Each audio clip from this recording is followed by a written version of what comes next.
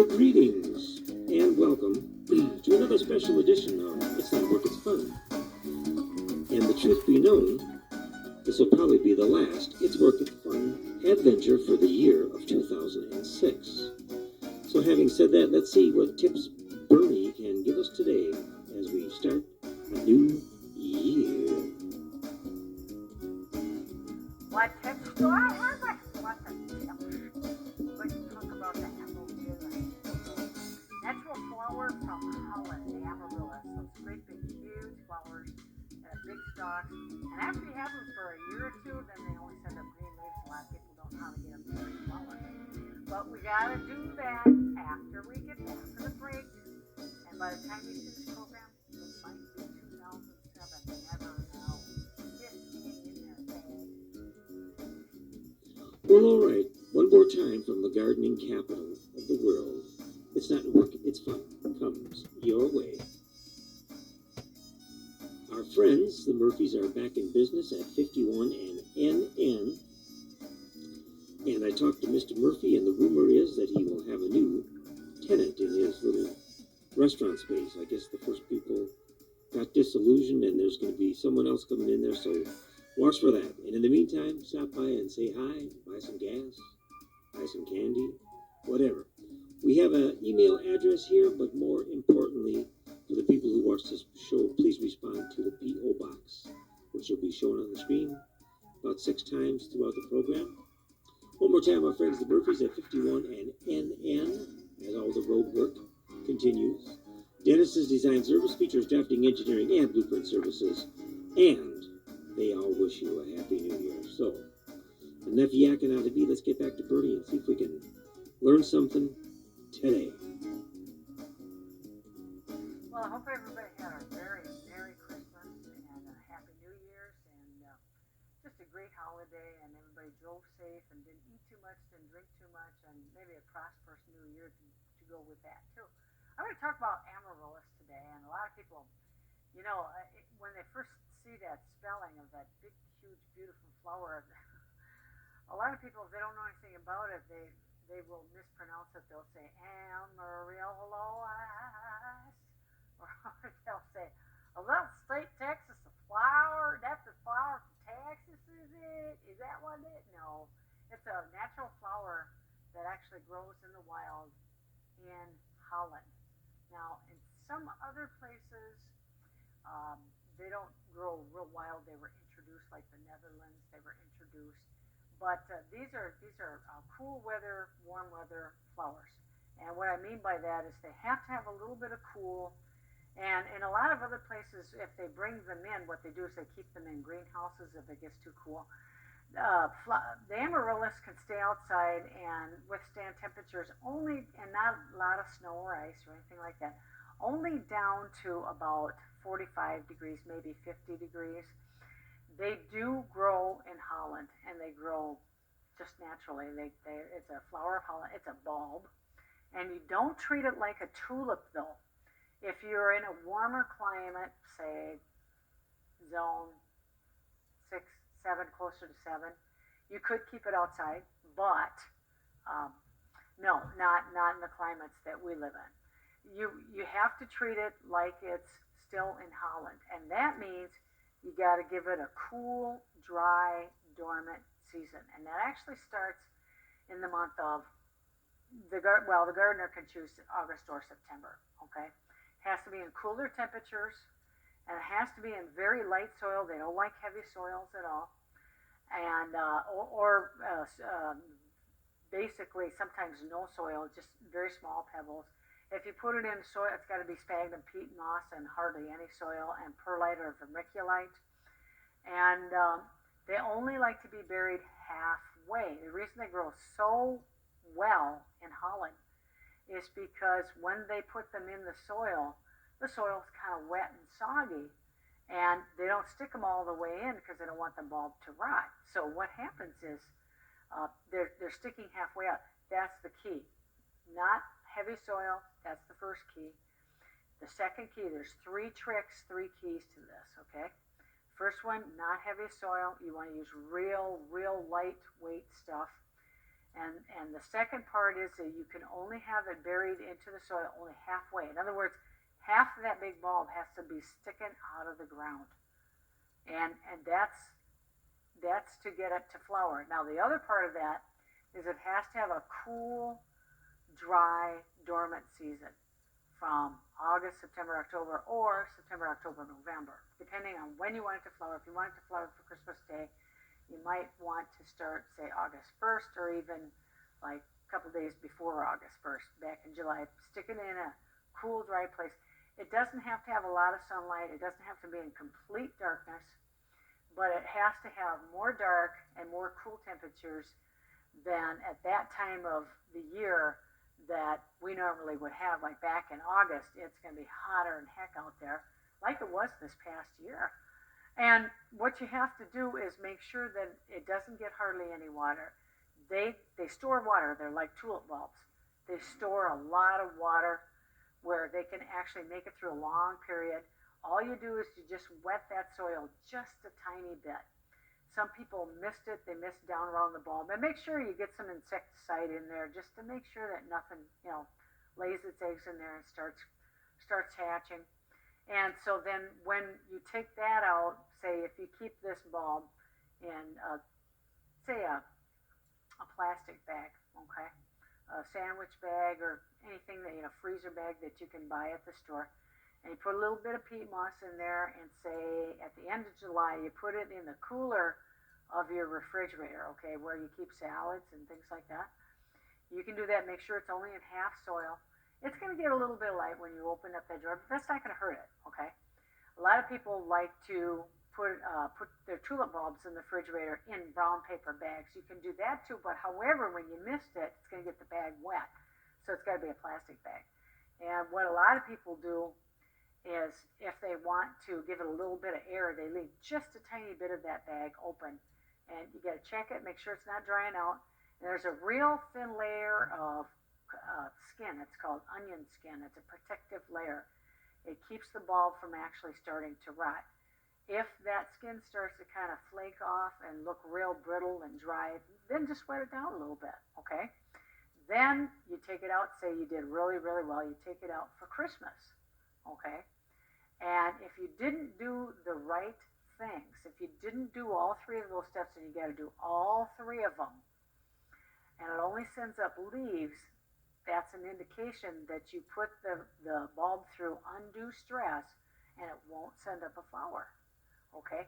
If you do those three things, those three steps, make sure it's in very, very lightweight soil, particularly Canadian sphagnum peat moss, perlite, vermiculite. Those are things you get right at a garden center. Make sure it's only halfway in the soil and start to cool off the period, say the 1st of August or September, your choice. If you want it to be blooming by Christmas Day, you have to figure about 90 days before Christmas Day, so then you can figure that out from there. And then take it out, say, you could take it out, a lot of people take it out halfway in between that 3-month period and set it in a very cool, dry room, maybe one that's air conditioned. Just water it a little bit, let it get only a little bit of sunlight. Don't set it in a bright sunny windowsill for half that 90-day period. And it should start to grow one single bulb, and then the leaves should come up after that. But if you get just the big, long green leaves, sometimes they can be 2 feet, even almost 3 feet long. If you do that, if you're getting only the leaves, then you haven't done that other part right, see? And that's what happens, is you got to do those 3 steps. Now, the people who work in the greenhouses, they do this stuff day after day after day. Sometimes they may start amaryllis bulbs 6 months before that so that you can get an early bloom, say, by Thanksgiving. Some people like to see them in bloom at Thanksgiving. Some people like to see them in bloom, a week before, Halloween in October. So it just depends on the gardener and what you want to see. Mostly you'll see them at sale right in Christmas time, and then they'll bloom. And then once the flowers die off and the stalk actually starts to kind of shrivel up, turn brown. Sometimes they don't turn brown; they just kind of wilt. Sometimes. Then you can cut that off, and you can just leave it alone. in a cool, dry place again, say in a room that's not well heated or anything. And then what you have to do is start that whole process all over again. And some people will try to extend the bloom of the flower by simply keeping it in a cool, dry, dark room and letting it only get a little bit of sunlight, and then only pushing it, as the flower gets bigger, pushing it towards the window, day by day, and turning the pot, towards the sun. And that you can only do if you do those other steps first. That's what you have to do at this time of year if you want to save something like that. Now, I've heard the story where people have saved those flowers, year after year after year after year, and they never got it to flower again. I've had the same amaryllis for really a long time. I've had the big red amaryllis in here in this studio several times. I didn't bring it with me today. I didn't get a chance to do much of any of this stuff today, except for make the episode, okay? So that's what you got to do. Keep those tips in mind. If you see me on the street and you want to ask me about it again, that's fine. Or you can write to the P.O. Box. That's fine, too. And one of the things that I wanted to bring up is the sun is starting to come up earlier since it's the winter solstice already started. It usually starts around the 20th. And that's when the changes take place, usually around the 20th of the month. In this case, it'd be the winter solstice in the month of December. It's not always on the 20th. I think it was on the 21st this year. And that's when the sun actually starts to come up a little bit earlier and go down just a hair later. Usually it comes up a little tiny bit earlier in the morning before it starts going to bed later during the day or at night. And then what happens is that the plants inside, they do start to react to that. Your Christmas cactus, maybe if you have an Easter lily, it would start reacting. Certainly if you have a poinsettia and an amaryllis, that'll start reacting too. And I've done many shows on poinsettias.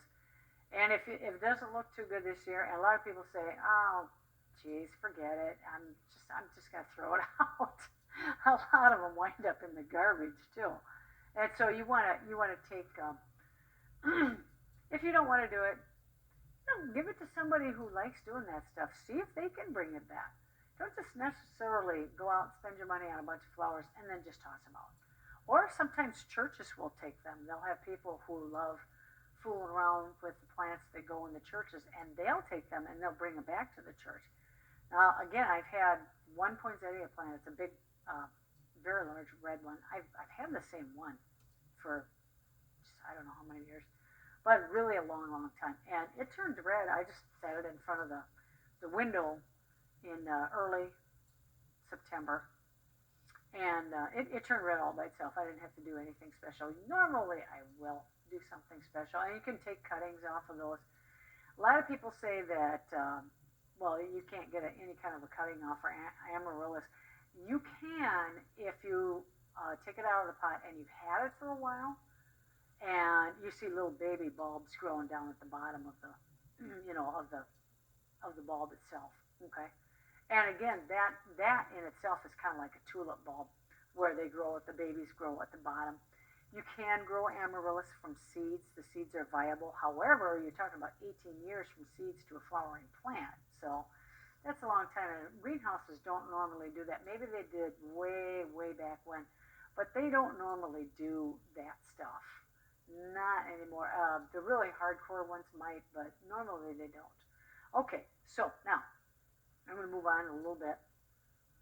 The reason that the sun is coming up earlier and the sun is going down later is because, yes, we've gotten to the winter solstice and we've passed that a little bit. And I actually already, it always happens a little bit before Christmas Day. And so now the plants in the windows and outside are starting to react like that. First thing that always reacts to it is a wintering crocus, okay? And sometimes you'll find other very hardy perennials might react a little bit. They might actually, the leaves might start to come to life a little bit and stand up on the snow. And things like tulips, they're starting to react a little bit too. By the time we get to February, things are really starting to react. And that's why the people who make maple syrup do their tapping in February of the trees because the sap is already flowing. Because Mother Nature has told the maple tree and other things, other plants, that hey, it's getting time to wake up. Just a little, not a whole lot, but just a little bit. And so that's why you'll see on the coldest day in February, 25 below, there'll be maple syrup, not refined maple syrup, but the sap flowing out of the maple trees into the buckets. They don't flow a whole lot when it gets really cold like that. But then when the sun hits it the next afternoon, they do start to drip just a little bit. And then as it gets cold, closer to March 1st, it's just a little bit more, and then pretty soon, before you know it, what's going to happen is you're going to see a flowering crocus on top of the snow by St. Patrick's Day. And so you say to yourself, well, geez, and then you'll see a lot of daffodils, jonquils, and some other flowering things that might start coming to life. And you'll say, wow, that's really neat. Well, it happens that way for a purpose because Mother Nature actually does a really good job of planning these things out. And if we want to start something, we have to act like we're in a warmer state, growing something, say, in a windowsill, or if you're lucky to have a greenhouse, okay? If you want a big, huge flowering plant, say a big, huge hanging petunia, by June 1st, you have to keep in mind that the sun starts going up, rising a little earlier and setting a little later. And that all happens a couple days before Christmas Day. So this is the time of the year right now, say a long growing flower, okay, one that you want to bloom by basically June 1st, impatiens, petunias, any kind of maybe a gloxinia, a snapdragon, baby's breath, anything like that. And they don't have to be just perennials. They don't have to be, biennials. They can be regular annuals or even marigolds if you want great big huge, chrysanthemums that bloom not in the spring but in the summer when they start, getting real nice and green and a lot of flowers on them. That all starts right now. That starts right after the holidays, or sometimes people get in their greenhouses and they start feeling that, I want to grow stuff again right after Christmas, even before the first of the year. And that's what you need to start doing. Ageratum, that's another one that you can, start anything with a really, really fine seed, tiny seed. Now, petunia isn't that small, but if you want a big, huge flowering plant and you want it to bloom all summer long, say from June all the way up to, you can get it, into October if you want, then yeah, you have to start that stuff now. And if you don't, what happens is you're going to have green plant for most of the summer, and then maybe by the very end of the summer, maybe by the very end of September, you'll have a flower or two. If you want to start something in your windowsill, give it a try, most people, or this is a little too early for things like broccoli and cabbage or lettuce, heads of lettuce, but most people don't try that stuff that early. And, you see these great big huge tomato plants. Well, the greenhouses actually will start them in the greenhouse in just a real warm area. They keep it well watered. They keep, the insecticide going and the fungicides going just a little bit so that nothing gets, wilted or rotted or disease on it. And they start them now too. I mean, they'll have beds and beds and beds of stuff. After the holidays are over, they'll have just tons of stuff. And they'll take geranium cuttings. Some of the greenhouses even take cuttings for poinsettias for next year already and let them go through the summertime, get them a big size, and then start turning them that beautiful color, red, white and green, red and green, pink, speckled marble colors. And that all starts right after the holidays. And some people, like I said, they get a jump on it. They start it right before the first. So that's stuff that's going on right now. This is stuff that you can do at home, even if you're a beginner, a novice gardener. If you're a beginner gardener, it doesn't really matter. I mean, if you want to just just start some green bell peppers for yourself. Set them in the sunniest place you can find. Keep it well watered. Check it every day.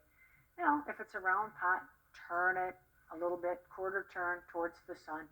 The sun's going from the east to the west, and you want to turn it a little bit each day, kind of match it each a little bit, quarter turn every day.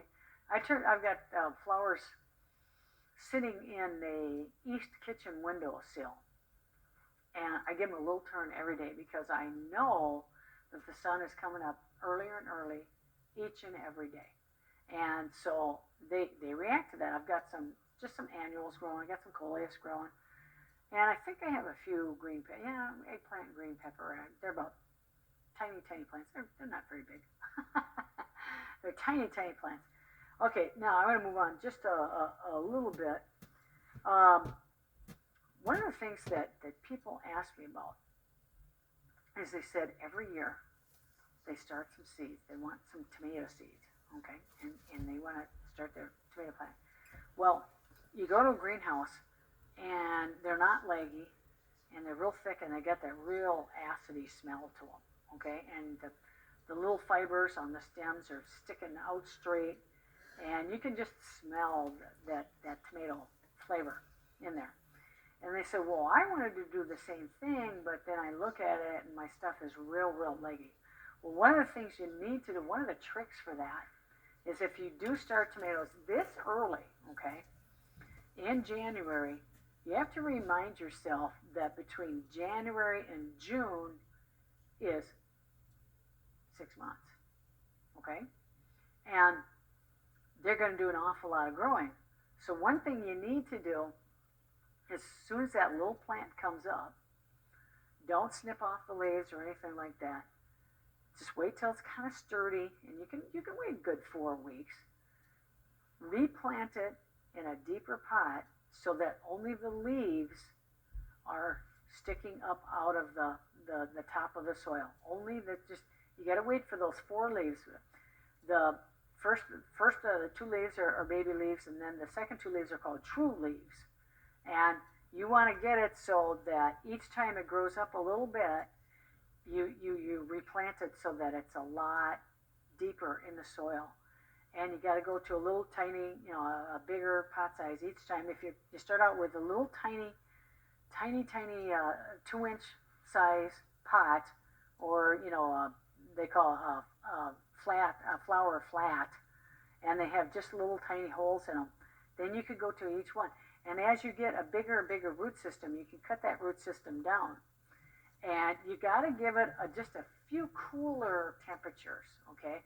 It can be 72 degrees during the day with bright sunlight, but you want it to be a little cooler at night. You want it to be about maybe 60, 65 at night, mainly because you want to slow that growing period down. It's not growing outside. It's growing in your windowsill or your bedroom or someplace. And you want it, if you want it to get really, really big and have a flower and tomato growing by June 1st, then you have to keep all that stuff in mind. You have to kind of put your mindset that you're going to get your plants to grow like you live in New Mexico or Arizona or someplace like that. You want the heat? No, not just yet. Because if they grow outside, say in Arizona at this time of year, that it gets pretty hot during the day, but then it cools way off at night. Okay, maybe a little too cool for putting anything in the ground. Now, granted, by February in Salinas Valley in California, where they call it the salad bowl, where all that E. coli stuff has been coming from,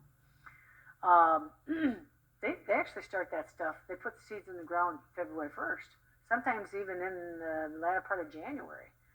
And the reason that I say that the E. coli stuff is coming from there, the salad, the spinach, and the green onions and all that stuff, is because this didn't come out in the news, but there's a huge commercial pig farm that was less than a quarter of a mile away, and they have a huge reservoir for all the pig waste, and they use the water from that reservoir to water the salad bowl. Well, yeah, that's going to cause E. coli because it's not very sanitary conditions when you do stuff like that. It's not real bright either. That's one thing they shouldn't be doing, but you guys didn't hear that on the regular news, did you? That's because we did a little research and we found out that was the case. We found out there was a pig farm there and they had a great big huge water reservoir. Well, yeah, these guys use the water from there to, and it's the pig waste and it's not real sanitary. That's one reason why.